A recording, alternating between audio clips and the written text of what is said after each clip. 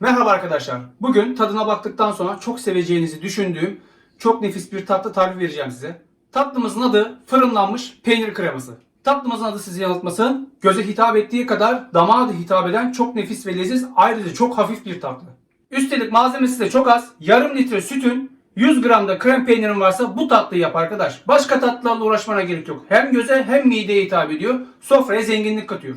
Hemen başlıyoruz. 60 gram krem peynir. Kabıma alıyorum. Evet, peynirime de 60 gram toz şeker ilave ediyorum. Peynirle şekerimizi güzelce karıştırıyoruz.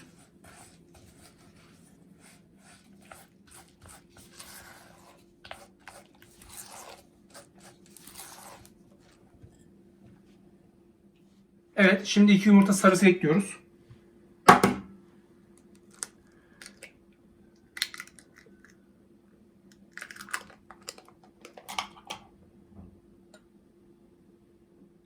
Şu bir, şu da iki.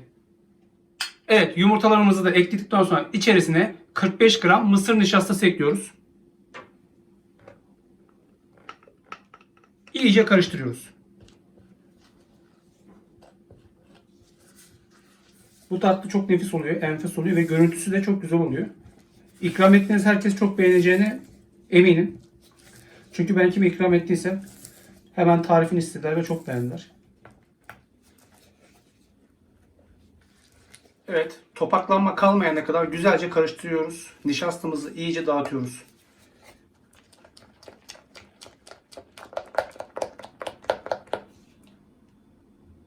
Son olarak 420 gram süt ekliyoruz. Sütümü de ekliyorum. Bir çırpma teli yardımıyla güzelce karıştırıyoruz. İyice dağıtıyoruz. Krema karışımımız hazır. Şimdi süzgeçten geçirip pişireceğiz. Şimdi süzerek tavama alıyorum. Süzmemizin sebebi de tortu olmaması ve pürüzsüz bir krema elde etmemiz lazım.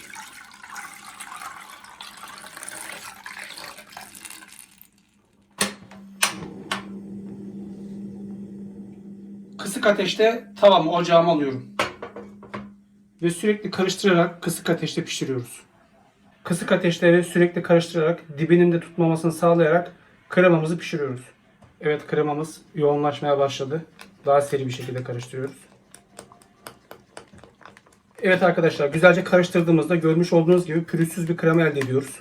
Kremamız pişti. Ocağımızın altını kapatıp kremamızı ocaktan alıyoruz. Evet arkadaşlar, görmüş olduğunuz gibi pürüzsüz, yumuşacık bir krema elde ettik. Kremamızı kaba alacağız. Benim kabımın boyutu 16 santim. Bir miktar yağ döküyorum içine. Bu kadar yeterli. Her yerini yağlıyorum kolay çıksın diye. Kremamız sıcakken yağlamış olduğumuz kabımıza alıyoruz kremamızı. Daha sonra kremamızı düzeltiyoruz. Şöyle düzlüyoruz. Kremamızı kabımıza aldıktan sonra üzerini streç filmle kapatıyoruz. Streç filmin kremaya temas etmesine özen göstererekten şu şekilde elimizle bastırıyoruz. Sıcakken yapıyoruz bu işlemi. Şöyle temas ettiriyoruz. Şöyle bastıran boşluklar kalmasın aralarda. Şöyle etrafını sarıyoruz. Buzdolabında 3 saat bekletiyoruz ve kendine gelip donmasını sağlıyoruz. Kremamız soğudu. Şimdi keselim. Evet, kremamı şöyle bir tahtaya ters çevirip alıyorum arkadaşlar. Evet, şimdi 8'e bölüyoruz. Şöyle tam ortasından.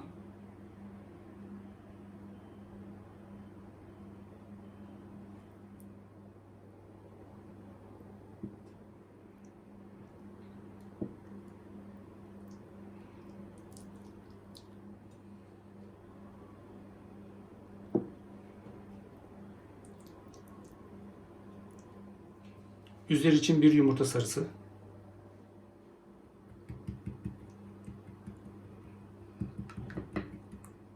Evet arkadaşlar, yumurta sürüyoruz şimdi yumurta sarısını.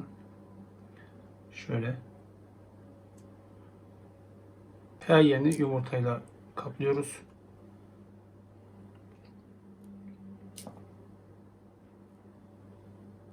...180 derece ısıtmış olduğumuz fırında 20 dakika boyunca pişiriyoruz. Evet, tatlımız pişti arkadaşlar. Evet arkadaşlar, tatlımızı soğuttuk. Şimdi servis yapalım.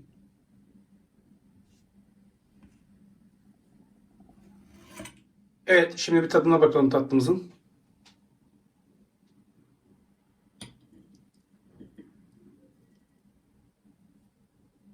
Böyle gelmedi.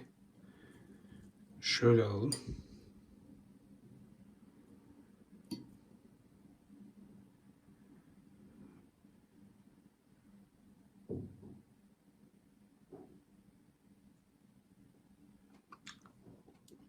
Evet, oldukça lezzetli ve yanık tadı geliyor.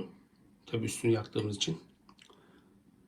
Nefis bir tatlı olmuş. Sütlaçla krem karamel arası farklı bir tatlı oluyor. Evet, sütünüz ve yumurtanız varsa yapabileceğiniz en iyi tatlılardan bir tanesi diyebilirim. Hem görüntüsü çok farklı malzemeler kullanılmış hissiyatı veriyor.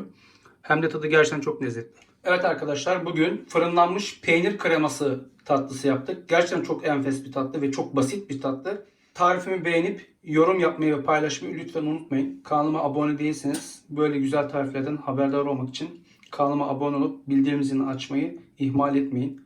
Bir sonraki güzel tarifte görüşünceye dek sofranızdan bereket, tabağınızdan mutluluk eksik olmasın. Hoşça kalın, afiyetle kalın.